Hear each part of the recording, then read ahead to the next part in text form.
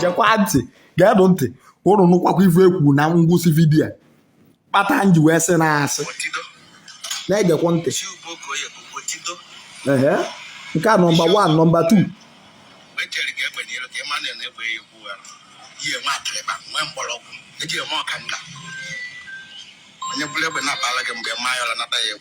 nna ọ nwa ife nche egwu ụlọ n'okwu a my brother kwu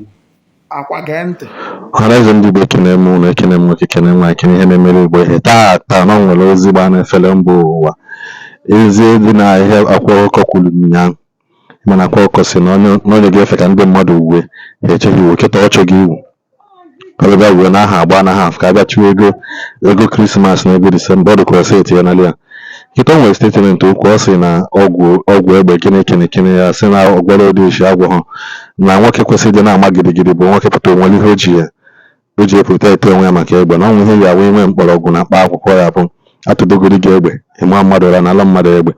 kịta Okongwu Dibia abịa n'ebe klaasị ya weta Akwa Okuko wee na-asa Akwa Okuko na nna na o kwutere ya ala ahụ ekwere na nwere ihe dịka ọgwụ egbe nwere ihe dịka ọgwụ Okongwu Dibia na some other people tikwa n'ọnụ m mana nke Okongwu Dibia ka m chọrọ ifokọs na maka na Akwa Okuko ewe ka onye nwe mana ọfụgo na biznes efedi ego ọ sị ka o malite anwansi ya n'afọ agago ha afọ asị ka wetara unu ya bụ ozi biko nụ soro unu m nene ihe Akwa Okuko ya na ihe Okongwu Dibia react to that statement. otu a ka ọ dị otu a ka ọ dị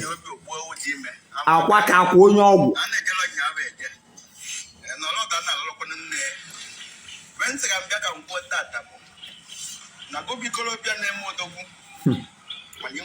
nna biko na-ewekwa n'iwe o nwere postu mfọ kịta asị mba na nke a na mma atọ elele ya ọnụ mana ọkụ ife a bụ na ma na-ekwuka andọ ife a ka a na-abụ enebe anya na si asị na nke m na-eju oyi mmekwa ọzọ a sị na gị nwa bụ nwata were ife niile dị n'ahụ m na egwu egwu mana mgbe igwugide wee gbadata na azịzị ana nna ga-akwarụ gị ogologo ịtarị gị na ya gị na nna ị ga-egwu egwu niile unu ga-egwu n'ụwa mana mgbe igwugide gafezi bandịrị gbadatazi ya azịzị ana nna ya akwarụ gị ogologo ịtarị gị na ya ọga yọọ m ego mụ na ya na-adị na mma yọọ m anything aya in short mụ na eme biznes rie ego m asị mgbagharị enwere m ike ịgbagharị na alụmọyị nwaanyị mee m ife niile iyi eme m n'ụwa I can forgive you mana ọkwa ịfụ mgbe ọbụla ị request ụfọ ndụ m mgbe ị bido tụbazịa ndụ m nna mma agbabalụ gị ọsọ because onye ọbụla negide anya sịkwazịa nọ ndụ gị bụzi ife dị ya mkpa gị na onye agha ka na-emekọ mana ịchọgo ị na-akọmiti suicide ife ndị ọcha na-akpọ suicide o nwere reason m ji wee kwuo okwu a biko nụ gegodunu this talk ntị this thing m na-ekwu ọ bụkwana na-ekwu ka anyị wee nwee okwu eji m obi ume a na-ekwu biko akwa aghọtachuna m abeg anọ m ayọ but this thing na-abụ ka m wee zọọ Igbo ndụ ka m wee zọọ ndị Igbo ndụ geenụ this post ntị ka m gwuo na ebe ọ daa na my own side amakwọ side ya Adam ekwukwu ego ka m wee maa ya aka ọtakwọnụ m ngwa geenụ ntị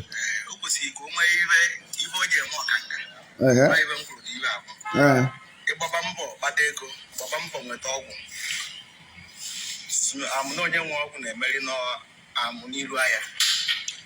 maka ibe na-eme n'obodo gba mbọ nwa atịrịba onye nwere ọgwụ bụ pawa ncharịba na-ege ntị na the ending of the video ọba nkịtị but ibe ya eribido efu na ị nwere ọchị chi ubuo ka oyi egbu otido ụdị chi ọsọ bụ nwee mgbe chere ka egbe n'elu ka ị ma na-egbe ya egwu ha yi enwe atịrịba nwee mgbọrọgwụ eji eme ọkanga onye bụrụ egbe na-akpara gị mgbe ma ya ọla nata ya egwu nke a bụ jekwa ntị ga-edụ ntị ụrụ nụkwakwa ife ekwu na ngwụsị vidiyo kpata nji wee sị na-asị na-egekwa ntị nke a nọmba 1 nọmba 2 mgbe chere ka egbe n'elu ka ị ma na-egbe ya egwu ha yi ye ma treba mwe mbologu eji eme ọkanga onye bụrụ egbe na-akpala gị mgbe ma yọla nata ya egbe nna ọnwa ife nche egwu ụlọ n'okwu a my brother kwu akwa gee ntị biko ịma na ngwara ụlọ ofu okwu na-abịa ife niile mụ na ya na-atọ mana mgbe ị nagide nabazi ya ndụ m nna m agbawara ya ọsọ bikos ejiri ife aji a na-agba na ntị agba n'anya ana m ekwukwo nke m na-ekwuho ha o nwere ife dị ka ọgwụ egbe ịma na ife ahụ na-asịgo ụfọdụ ụmụ anyị n'iyi ịbịa asị ka ife dibịa ji aka ịlụ mgbọrọgwụ n'ahụ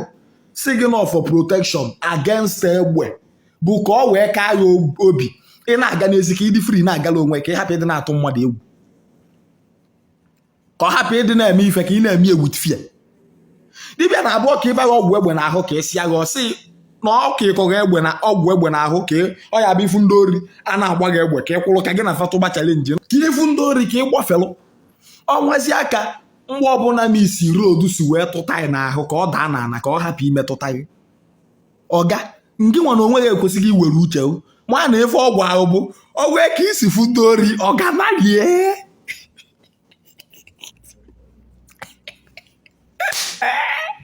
ọga nalie ya vu nke mma karịa statement fuo egbe abụ okwu ife eji egwu egwu apụkwa ebe ọya abụ alụbalụsịa agba apa si na-alụgo ọga ọkwa ịfụ ageria n'anya diskedafia taiga na ọtụ a na-adị n'egbe nweta anụ ahụ ụdị ọrụ ebube ọ ga-arụ ị n'ahụ ụdị ọrụ ebube ọ ga-arụ ị n'ahụ ịya nwa na egbe dị very dangerous and wicked sọsọ egbe bụ ife mfụ a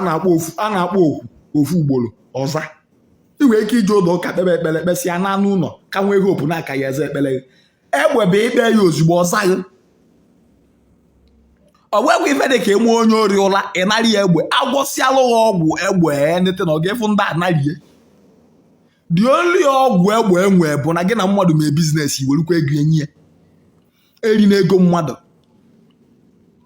imejọ mmadụ ọtụreti na ahụ nke na ịghọta ha anọdụ ọgwụ ị ya agwọrọ ya bụ nna biko gbaghalụ m okwu ebie that is the only ọgwụ egbe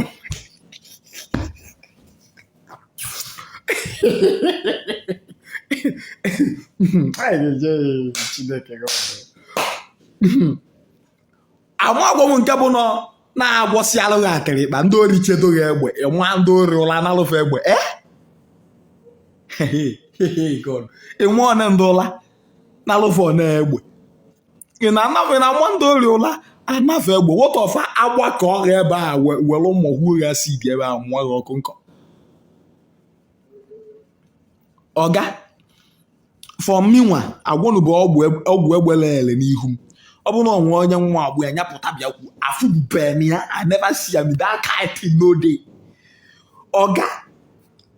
agwọbalụ ya nete ngwọsị aka ya na ahụ ebe ọ bụla ị nụ tatatata nwanne m fuo gboo a sị na onye dị ndụ gba first who fight and run live to fight for another day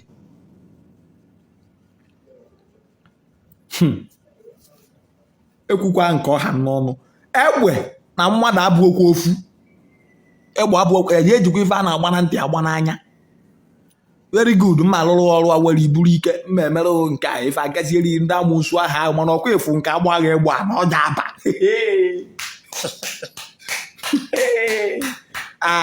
ọga oke ka m kwudebe ya ebe a akwa ọ ya adịrị na mma mana ọkwa efu nke egbe a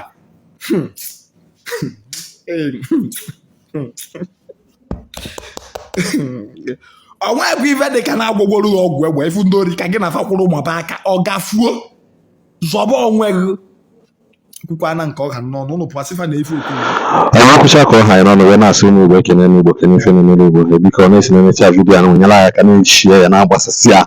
ka onye ọzọ wee fịa gbasasịcha ya sọskraịbụ na ezi chanel sọskraịbụ cha igwe notifikeshọn nke na-enweta notifikeshọn mgbe ọbụla anyị tiri vidiyo ọfụ nke kachasị mkpa bụzie na sọskraịbụ cha